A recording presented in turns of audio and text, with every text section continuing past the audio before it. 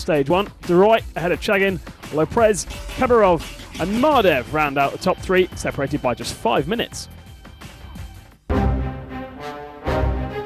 Day 3 was split into 2 parts. Leg 1, 170 kilometres of competitive stage over Brushwood Hills, whilst Leg 2, of a similar length, was more twisty and demanding.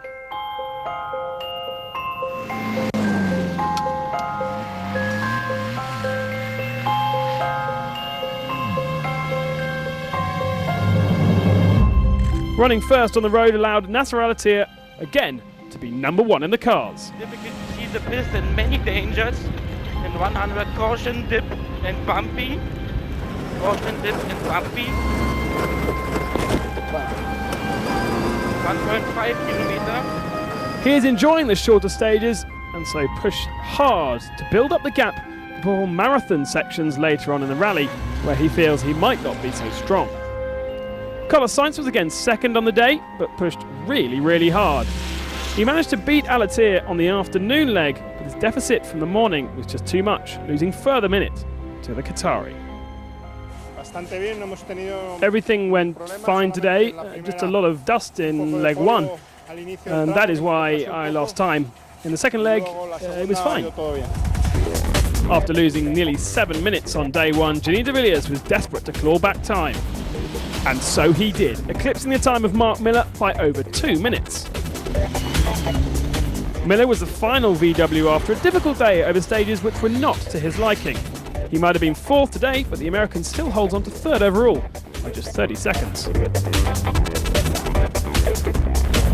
Best non-Wurz car again was Frenchman Christian Louvet, and after running on his own for most of the 320 kilometres of special stage, he trailed the lead VW by 15 minutes. Andrei Biryakov was 6th overall as he continued an impressive run of form in his Mitsu, whilst 7th was lead buggy Matthias Karl.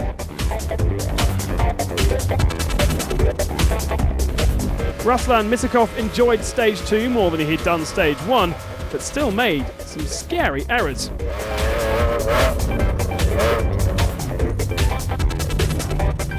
Eighth today leaves him 10th in the overall standings.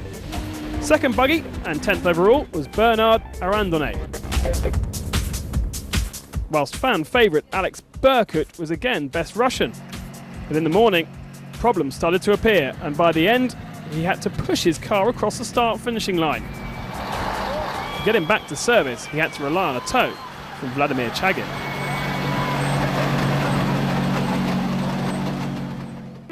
So to the overall rankings, Al-Attiyah ahead of Sainz by nearly 4 minutes now. Miller 10 minutes back ahead of de Villiers, with Louvet 24 minutes behind. Kamaz were not happy. After losing a truck and being beaten on home soil on day 2, they were flat out as they blasted towards Orlatsk.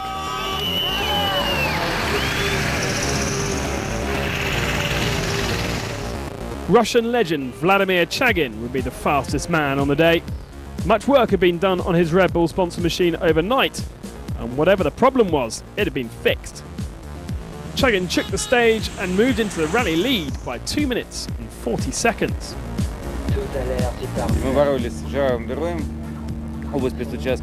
We were fighting with Duroy all day. We were very close at Sector 1 and we see him all the time. In the second part of the day, he made a navigational error but immediately corrected himself coming back onto the road right in front of us. And it was only then that we had the chance to pass, and we did so.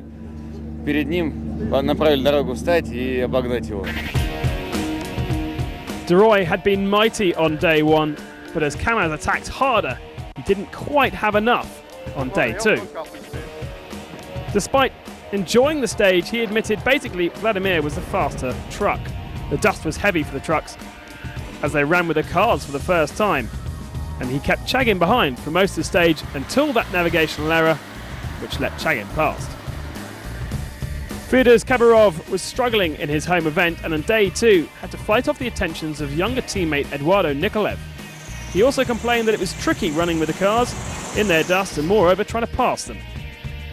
Nikolev, at 24, is one of the youngest competitors in the truck section, but that didn't faze a driver who clearly loved fighting with Mardev and Khabarov.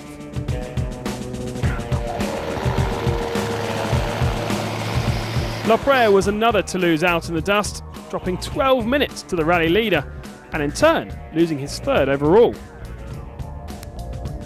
He now lies nearly 15 minutes behind rally leader. Ilgazar Mardev was the penultimate blue and silver truck today, losing his fifth overall. But with Nikolaev just 28 seconds ahead, it's a fascinating scrap. Jan de Rooij, father of Gerard, lost a little bit of ground from day one, lying now 22 minutes behind the leaders. Iza Mammadov leads the Turkmenistan team in 10th spot, but he'll need to look out for Garbandi Dantonov, who was faster than he on day 2. And with that, it was goodbye Russia, and time to introduce Kazakhstan to the unique Dakar Series. The track ranking looks like this. Chegin ahead of de Rooij, Khabarov in 3rd, Lopriere, as we said, dropping to 4th, Nikolaev up to 5th. Stage 4 was the longest day on the rally, 900 kilometres in all, with nearly 600 of those over competitive mileage, as we crossed from northern Kazakhstan to Bainu.